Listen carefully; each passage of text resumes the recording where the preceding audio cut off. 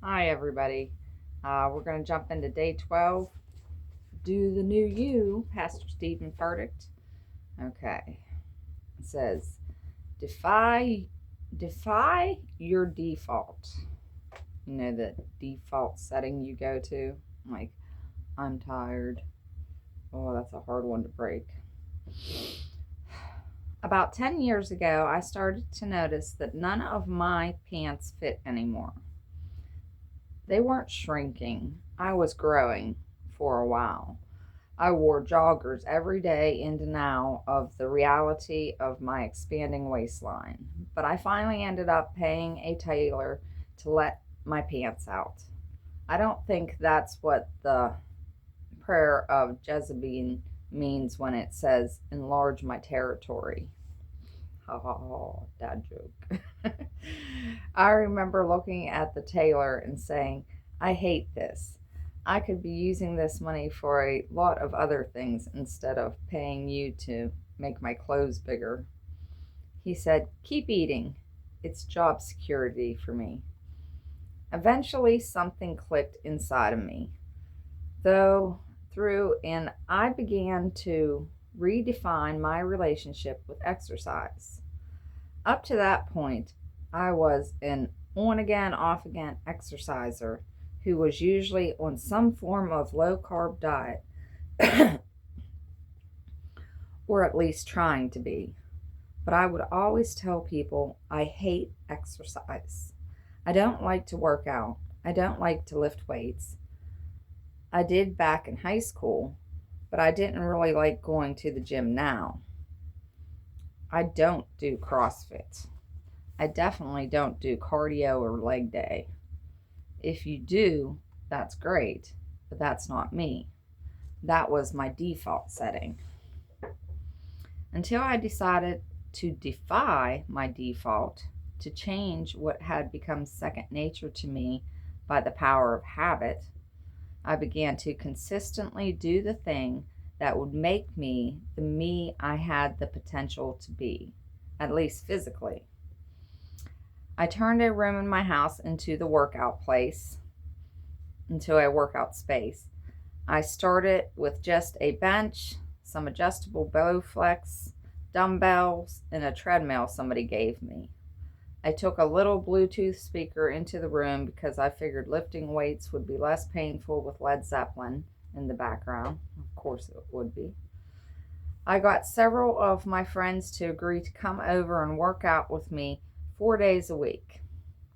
Even named the workout room. This is a cool name. I called it the Pound. It's an acronym for the Place of Ultimate Natural Development. I like that. The Place of Ultimate Natural Development, the Pound. I know it's epic. Sometimes it takes epic and a little bit corny to get you motivated every day to do something you don't want to do.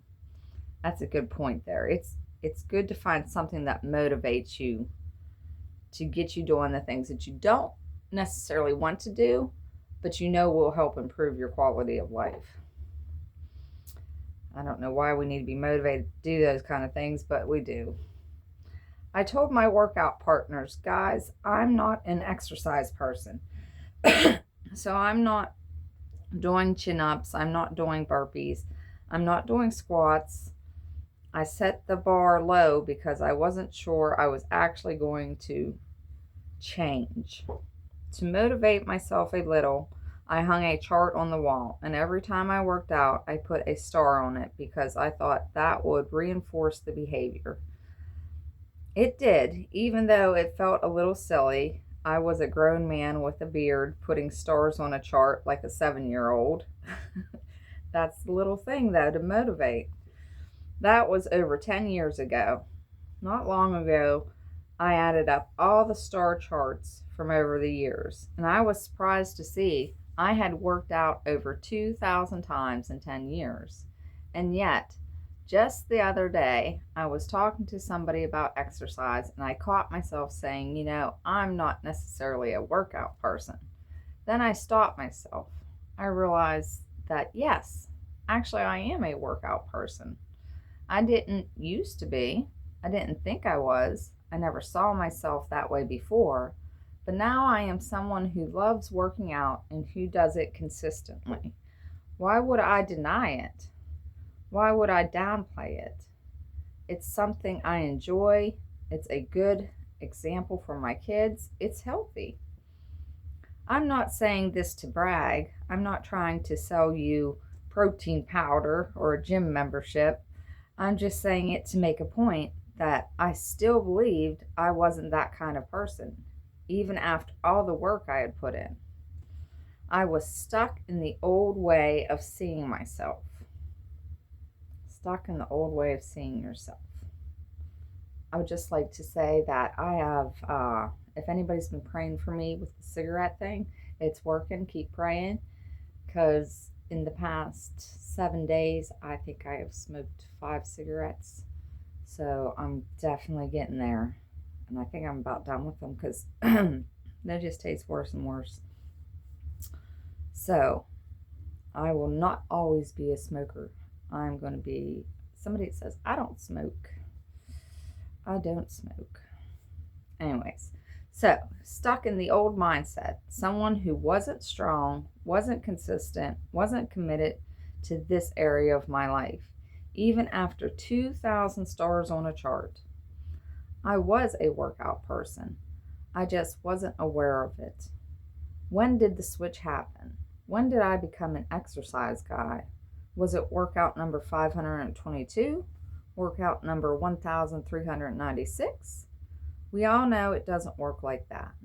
There wasn't one workout where I became that kind of person. But somewhere along the way, star by star, the old version of me became a newer version of me. The weaker version became a stronger version, and I like this version better. We don't always know who we are, even as we are becoming it. We don't know what we'll enjoy, what we could be good at, or what we could grow into, but God does. In order to step into that new you, you have to challenge the old you. That's where the mindset, I'm not stuck unless I stop, takes on a deeper, more personal meaning. It doesn't just apply to overcoming obstacles and getting around roadblocks you face or as you go through your day. It also applies to the ongoing progress of inner growth, of becoming who God made you to be and stepping into the calling He placed upon you. When God called Joshua to lead Israel, He knew Joshua needed to see himself differently than he had up until that point. I think Joshua was struggling with some self-doubt. He had just taken over for Moses, the guy who had led Israel out of Egypt. So he had some big sandals to fill. And he was supposed to lead Israel into the promised land, which was an impossible goal unless God did a whole lot of the miracles first. Joshua knew all that, and God knew Joshua knew all that. So God challenged him to confront his old way of seeing himself. God promised him, no one will be able to stand against you all the days of your life. As I was with Moses, so I will be with you. I will never leave you nor forsake you. Be strong and courageous, because you will lead these people to inherit the land I swore to their ancestors to give them. Joshua's default seemed to have been fear and insecurity. His default was to be second in command. But it was time to challenge those default settings and step into the new Joshua, a Joshua who wasn't new at all, because it was the Joshua God had known since the beginning of time. So the new you is the old you to God. God had known you since the beginning of time. What does God see in you that you can't see in yourself? What does God see in you that you can't see in yourself? We'll stop there. American Discovery Trail Day of Prayer, October 18th, 2026. Third Sunday in October every year. Annual event. Trying to get 9 million people to get to that American Discovery Trail to lift our voices in prayer and praise for God. And take all these problems in this crazy mad world we are living into and put them in the hands of somebody who can actually make a change. And I know when his children and the body of Christ gather together in this magnitude of a way, God's going to hear our prayers, and we're going to start seeing some wickedness get taken away, and more goodness is going to shine through till God's glory on this earth is so bright that nobody can deny his existence, and that Jesus is the King of Kings. All right, see y'all. Have a great day. Bye.